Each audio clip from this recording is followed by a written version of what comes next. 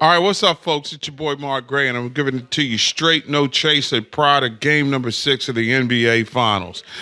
It's going to take a Herculean task for the two-time defending world champions to get beyond the Toronto Raptors, who quite frankly have been the better team throughout the course of this series. I thought coming in that the series was going to end in 6 games, but I thought it was going to be the Dubs that were going to be cutting down the nets or dealing with the confetti that falls in blue and gold instead of black, purple, orange, whatever the dinosaur colors are from north of the border. We got plenty of time to break down the X's and O's, but we got to talk for a second about the Jimmys and Joes, most notably Kevin Durant. We know he's not going to be there now, and Golden State now knows that their alpha dog isn't going to be able to find a way to bail them out. So they're going to have to play a disciplined game. You're going to need a Hall of Fame caliber performance from the greatest shooter of all time, supposedly in Steph Curry. You're going to have a virtuoso performer by who some have said is the second greatest shooter of all time in Klay Thompson. You're going to have Draymond Green go back to in his hybrid version of Magic Johnson, where it gives you a triple-double, and it still may not be enough.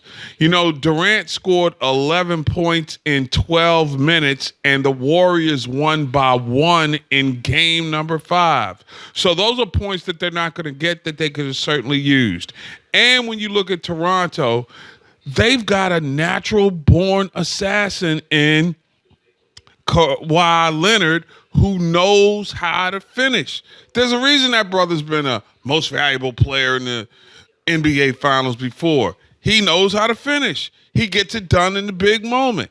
He'll have a big moment this evening, and I just think it's going to be an insurmountable task because ultimately, when your clip is empty, it will not fire. And I don't think Golden State has enough, barring a out-of-body experience from DeMarcus Cousins and unbelievable efforts from the likes of Quinn Cook and even Sean Livingston, the fossil, who'll probably be down somewhere near the mall in D.C. in the Museum of Natural History at the Smithsonian by the time this series is over. That being said, you got to hold a number of people accountable for why KD isn't coming back. And it has to start with KD himself. Now, look, I'm not going to kill the brother because I respect him. I admire the fact that his wanting to be great, his wanting to help his brothers define themselves historically as a great team from all time. To put yourself in the rarefied air of the Chicago Bulls, who ultimately do a three-peat, is something that we really don't see these days. Everybody's always worried about, I got to think about my future. I got to think about my family. I got to think about my lifestyle after basketball. KD put it all on the line, and he paid the ultimate price. And I hope it's not the end for him in San Francisco when the team moves across the bay next season. But there's a strong possibility. I mean, look at the tea leaves. He leaves Toronto, goes to New York, and has surgery. And suddenly the narrative seems to shift that he's got his eye on the Big Apple, and that's where the next big prize is. But back to this evening and the impact it has on this series is unmistakable. You've got a team that was already great, who became unbeatable, and now the person that got them over the hump to where they were untouchable is no longer there.